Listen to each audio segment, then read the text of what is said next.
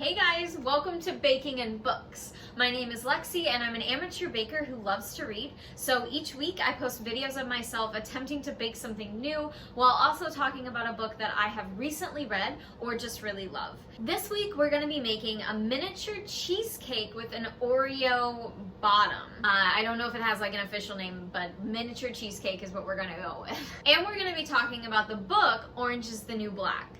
Remember last week when I was like, I don't really read autobiographies very much, and then I did 2 in a row? Yeah, I remember that too. It just worked out that way. I've watched the TV show, of course. I'm still behind on the last season, but I've seen all the other 6 seasons, isn't it? And I've always wanted to read this just to see what it was like. I mean, I knew that a lot probably was fictionalized, but I wanted to get like the actual story. So I found this secondhand for like $3, and I was like, this is the moment. So even though I don't normally read autobiographies, I did grab a few, obviously, on this last book trip. And I'm excited to talk to you about this one because I will probably get a little heated, which is always kind of funny, you know? Or if you hate that, I guess heads up, I'm gonna probably get a little heated. I'm ready to take down the entire prison system and start over. So that's just the overview of all of that. All right, so miniature cheesecakes, Orange is the New Black. Let's get started. So as always, I'm gonna start with a synopsis.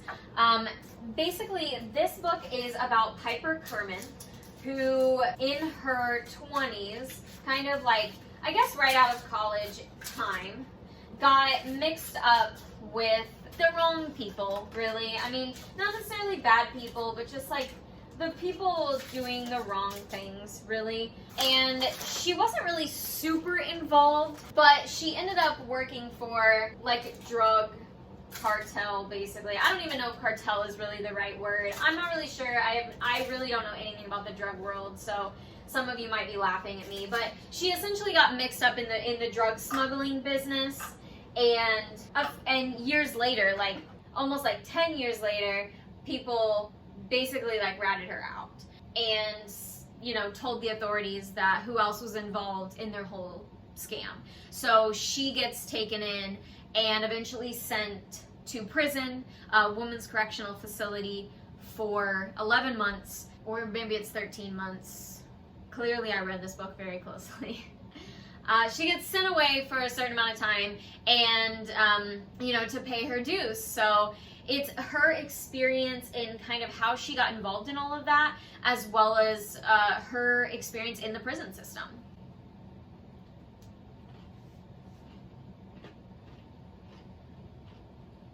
So it's not a super heavy read as far as length. It's a pretty short read, but it is a heavy read as far as the material. Like I said, I'll get a little bit more into it later so that there are no spoilers, but I got pretty heated along the way, definitely ready to take down the entire American prison system and just burn it to the ground and start over. I think there are a lot of things we could change to make our whole country a better place just by fixing the prison system. And I'll get into that more later. Stay tuned. So that's pretty much the synopsis. Piper tells us her whole story and goes through it, and she's a really good author. She knows how to tell her story without seeming whiny or like she focuses too much on the negative or, you know, just kind of skims over things. She really tells her story in a really almost like she's an outsider, like she's telling the story from someone else's point of view. And I don't know if that really explains it well enough, but I thought it was really well done, especially compared to some of the other autobiographies that I have read. I really enjoyed hers. So now I'm going to dive a little bit deeper into the book. So if you want to read this book and you don't want spoilers, go ahead and skip forward until it says no more spoilers, and you can just see how our miniature cheesecakes came out. But if you've already read this book or you don't mind spoilers, then go ahead and stay with me. We'll dive in a little bit deeper. Our cheesecake base is ready to go. As you probably saw, I didn't have enough cupcake liners for both trays. I ended up only having 1 tray of cupcake liners. So we have 1 tray that's doing it the right way and 1 tray that's like the control group. So it should be an interesting experience. But anyway, stay with me if you want to. If you don't want spoilers, skip to the part where it says no more spoilers, because we're going to dive in a little bit deeper into the book. So the first thing that really surprised me about this book was, I guess I just didn't realize how long things take in the prison system. Like, they track her down, and I think it's something like 5 years that she's waiting on. I think it's the man in Africa that they're trying to get to the United Kingdom. I'm trying to remember. It was a little bit confusing to me because I don't really understand the justice system that much. But basically she was waiting on that to happen before she could have her sentence. So she was waiting basically on parole, I guess, for like 5 years, just constantly waiting for basically like the other shoe to drop, for them to just be like, hey, it's time to sentence you and go to prison. And there were so many people in her life who had no idea she was going through this, because she just didn't know how to tell people, and she didn't know if they would, support her, or if they would just kind of like leave her out in the cold, basically, stop being her friend. And I don't think I really blame her too much for that, but yeah, I was just really surprised by how long everything took. I couldn't believe it. I mean, obviously, like in the TV show, it was practically no time at all. It was like 30 days, right? But of course they have to do that because nobody wants to watch a couple seasons of somebody just like waiting to go to prison. I want to share with you exactly what I wrote down the next time that I opened up my journal. I literally just said, prison system is shit. So that's from the great mind of Lexi, everyone, just so you know.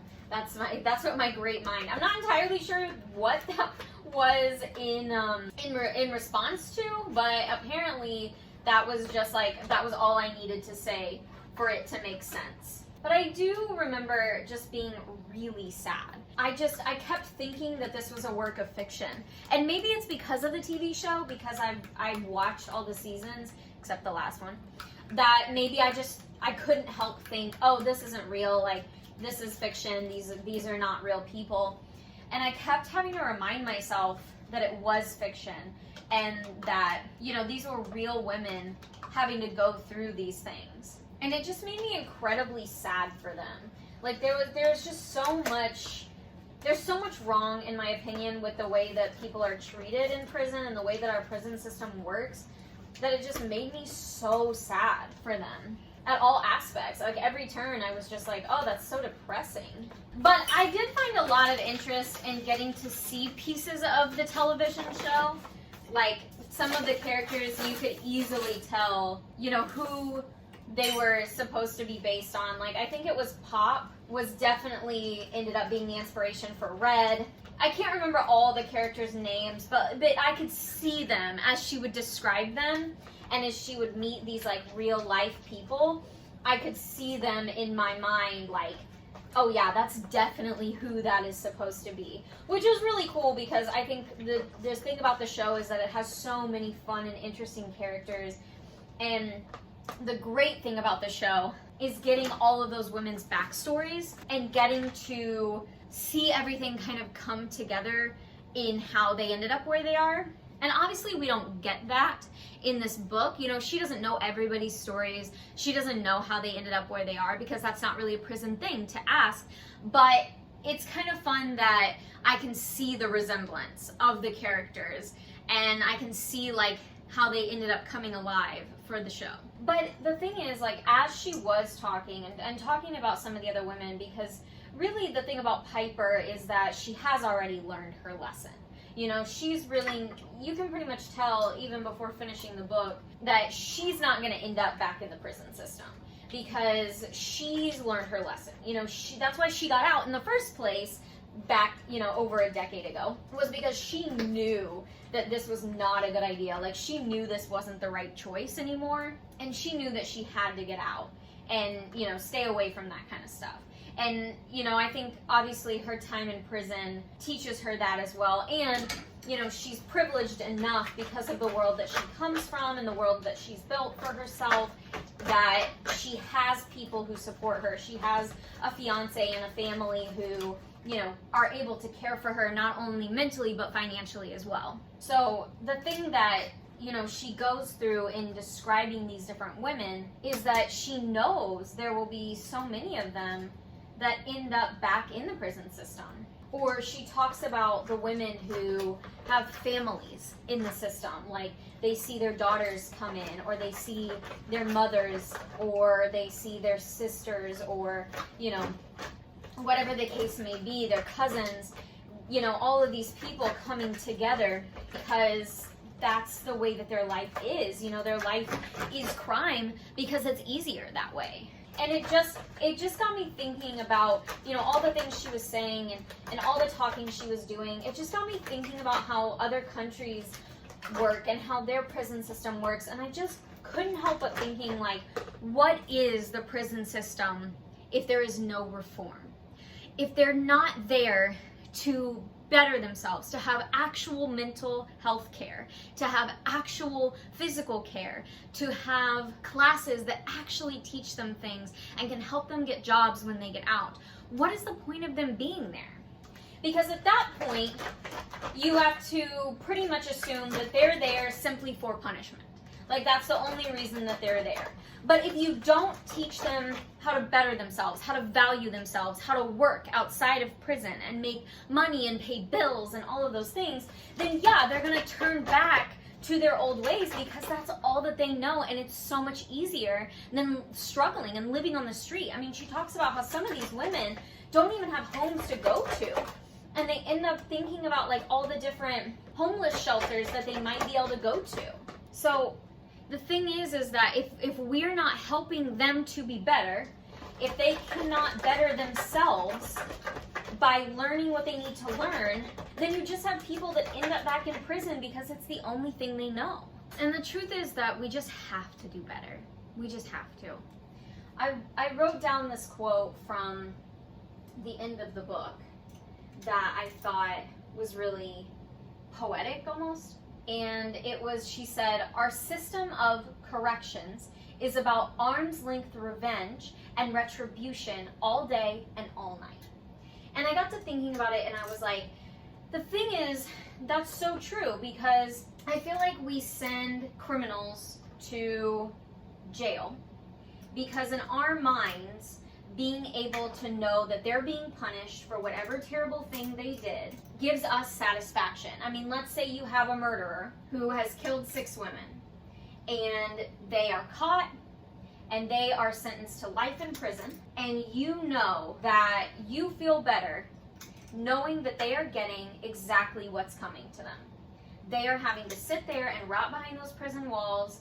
Maybe they're sentenced to death, and you know that they're not out there, which of course makes you feel better in itself, that they're not just like out there able to kill again. But you feel better knowing that they're getting the punishment that you think they deserve. And to me, that's the scary part. And I'm not saying I'm above that. Like, I totally understand that whole mindset of like the murderers and the child rapists and all of those people that we just consider to be like the scum of the earth. I understand wanting them to suffer. I understand wanting them to never get to leave prison again because they have to be punished for this action. I do understand that. I feel that way too. But then I start to think about, what about just everybody in general? I mean, these are still human beings. The prison that Piper served her time in is a minimal security. So, you know, drug offenses, things like that, that are, you know, yes, they're dangerous. I mean, she talks about that too, how she can't believe the things that she did by helping to smuggle the money and the drugs did what it did to many of the women in there. And what caused their drug problems was having access to those drugs, which is what people like her did. And that's one of the reasons she learned her lesson, is being able to see what that did to the other women. But the thing about it is that these are still human beings. Even though they've made a mistake, they're still human beings. You know, they're still capable of compassion and love. And I would argue that there are sociopaths out there and psychopaths out there. And those people are a lot more rare than we tend to think. It's easy to diagnose somebody as that if they're capable of bad things, but an actual psychopath or an actual sociopath is not really that common, especially to the level of degree that we tend to think, like the the serial killer, you know? And while these people have done wrong, and I agree that they need to pay for it, I mean, there's got to be consequences to your actions, and you have to learn how to do better. I think our prison system isn't focused on how can you do better. I think it's just focused on revenge.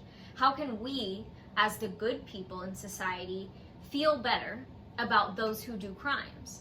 Well, if we put them in prison for a certain amount of time where we know they're not treated well, we know that they may not get the medications that they need, they don't necessarily get the education or the exercise that they need, they definitely don't get the mental health services that they need or the attention that they need, then we feel better knowing that they're doing that. And I'm not going to sit here and say that I am an expert in the prison system, but there are countries all over the world that focus on rehabilitation and making sure that criminals don't come back. That if you serve time in prison and are released, you don't come back. And they do that by rehabilitating these people, by giving them the things they need to truly survive and be a better person in the outside world again. And I feel like our American prison system is all about revenge. It's all about making us feel better because we caught the bad guy and locked them away. And while I can understand that mindset, it also deeply disturbs me. I don't want to talk in circles too much because I know that I probably could, but it does when I reflect on myself and I think about, when I'm watching my true crime and the person gets caught, and they stand trial and they end up getting life in prison. Of course, my first thought is always good because they deserved it. I watched a documentary once about Nazi and I got so heated. Like, this man was like 93 years old and I was like, good, lock him up. I was just so mad about what he had done that nothing else came into play. My complete empathy and compassion for a human being just left because I was so irritated. So I completely understand that mindset of we want them to be punished for these terrible things that they did. An eye for an eye, right? But when I start to really sit and think about that after having read this book, it started to make me uncomfortable. That I felt like, how am I any better than those people if I look at them and see them as less? And I think in certain situations it's really difficult. But I think if you let yourself go down that slope too much, you find yourself with less and less compassion.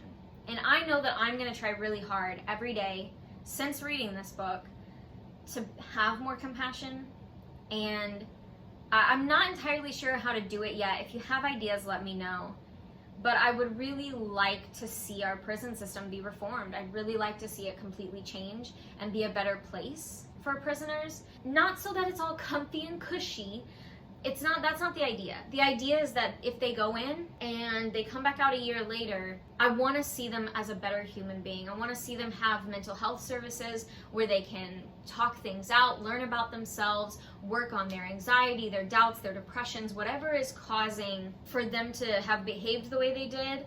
I want to see that fixed. I want to see actual education taught so that they can go out in the world and get a real job and actually support themselves, get back on their feet so that they don't slip into their bad past again. That's what I would love to see. And I don't think we focus on it enough. I know that, some may say there are bigger problems in the world, and I can kind of understand that, especially when it comes to politics. Like, there's a lot we still have left to tackle that might be bigger.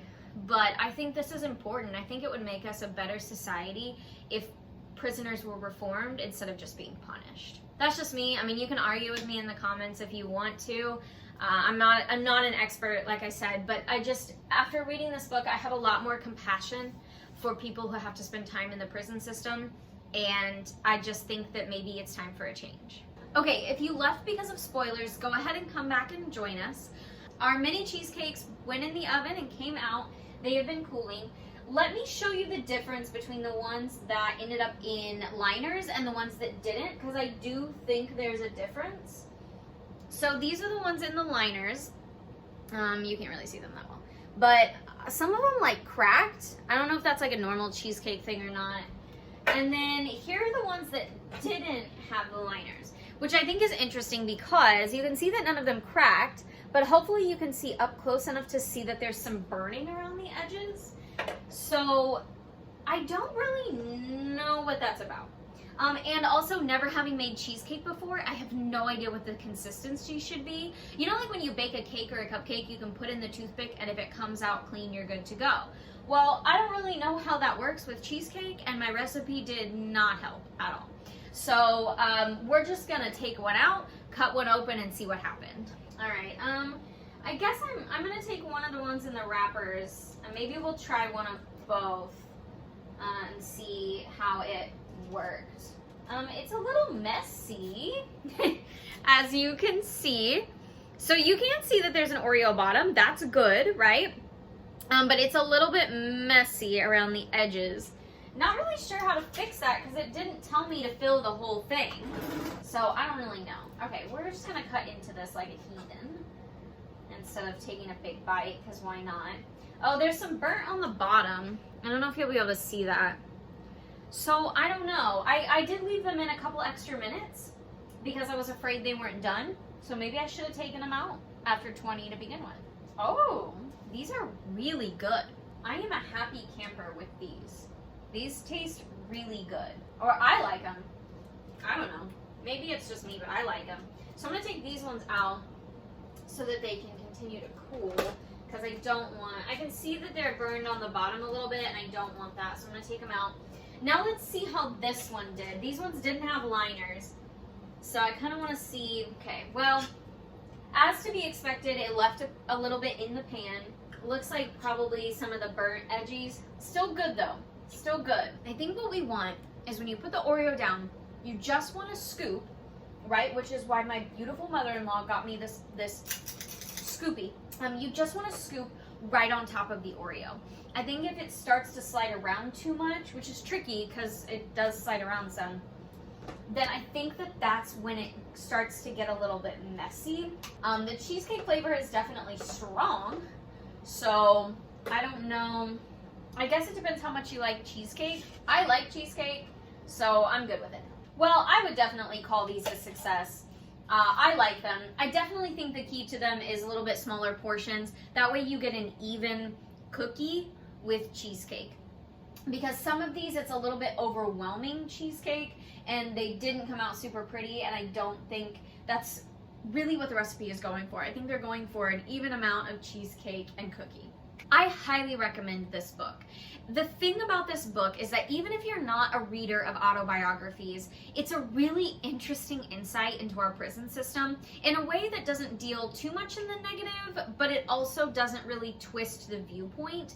Obviously, the TV series, there's a lot of fiction. I mean, in order to make 7 seasons from her only being in prison for about 11 months, there really wasn't that much that happened. What she found really didn't match what I think the producers wanted to go for, so they kind of embellished things, and I think that's to be expected. But this was really eye-opening for me, especially about our prison system and the way that people are treated. And even if you're not interested in Piper's story, I recommend reading this anyway, just for that whole look at our American prison system. Thank you guys so much for joining me today. If you have any recipes that you'd like me to try, go ahead and throw them in the comments. I'm always looking for new stuff. And that goes for books as well. If you have a book recommendation that you'd like me to read, you can throw those in the comments and I'll get to it as soon as I can. While you're out looking for books, please remember to shop local if you can, or just rent from your local library, because libraries are amazing. If you had fun today, go ahead and like and subscribe, because I try to do this every week and it's always a little bit of chaos and always a little bit of fun.